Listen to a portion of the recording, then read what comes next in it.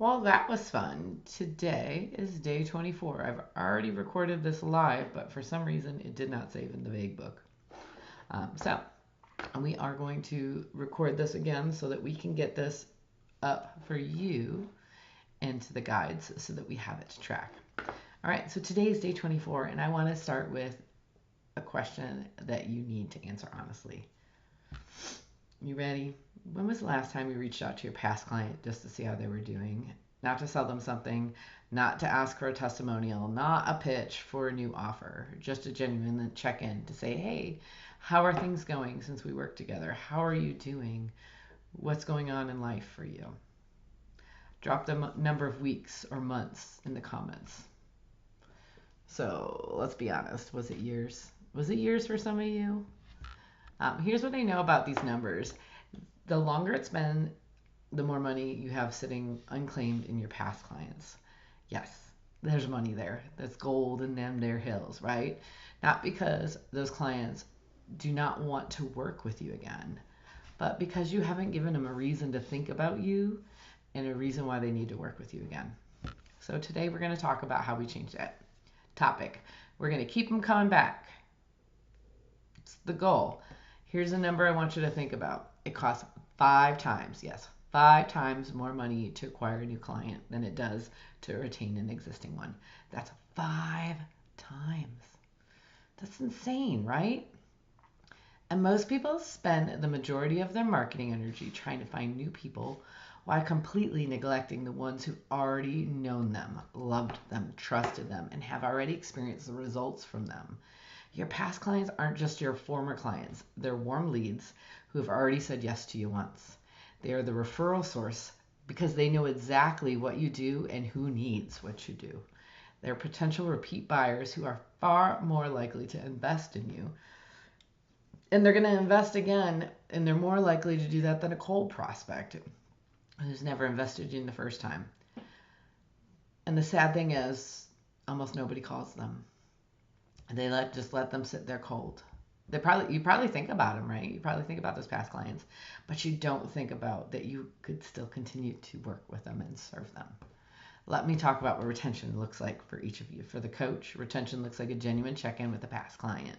You want to see how they're doing, if they're implementing what they learned, and it also looks like knowing which clients are near the end of your program and start having the conversation about what their next steps are before they finish.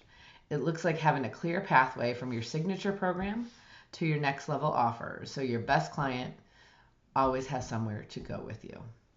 For the service provider, retention looks like following up after a project is delivered to see how the work is performing for them. It looks like checking in a few weeks after completion to see if there's anything else that you could do for them.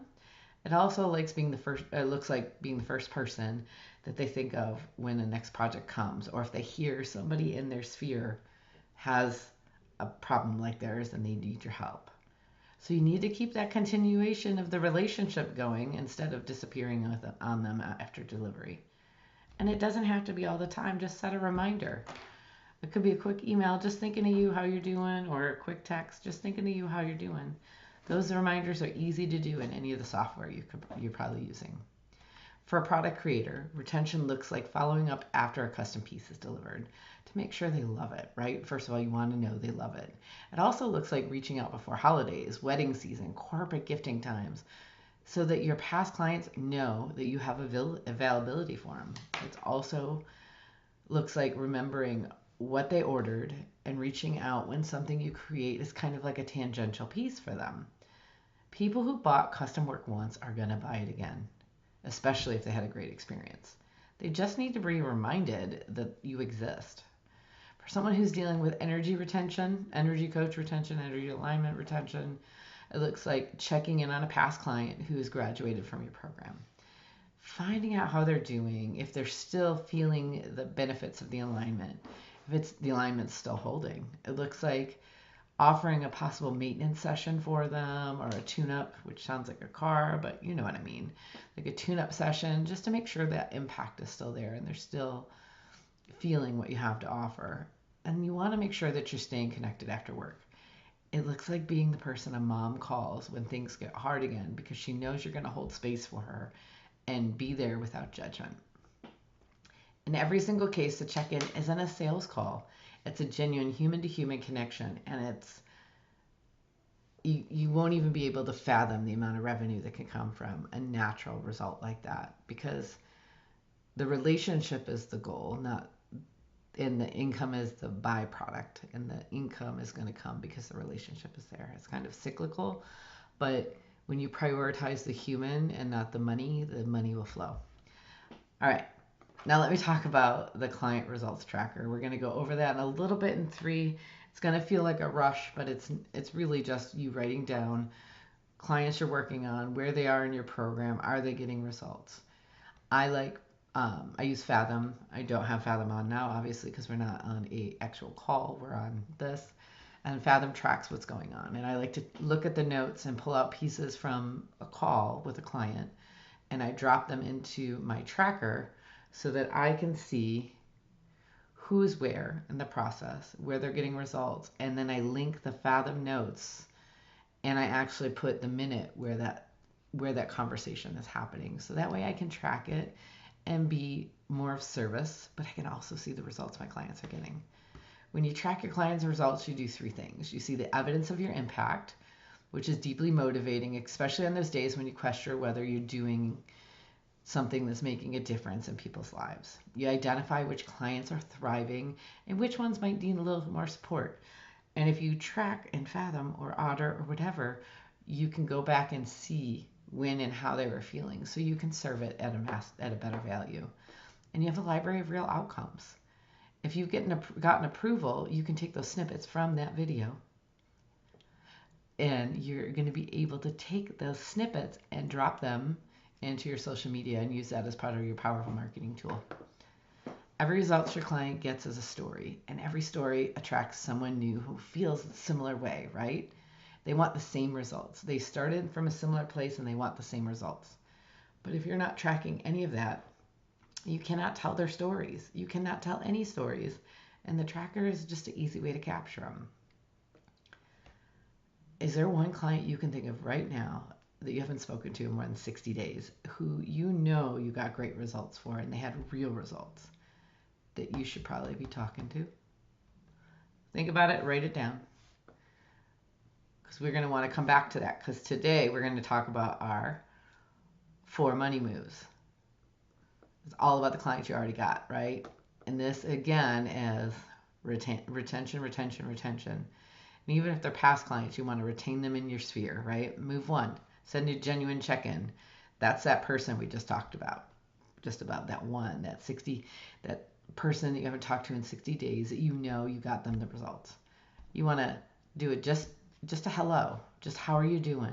Just I was thinking about you and wanted to see how things were going, or how things are going. You can add in, since we work together, you don't have to add that in.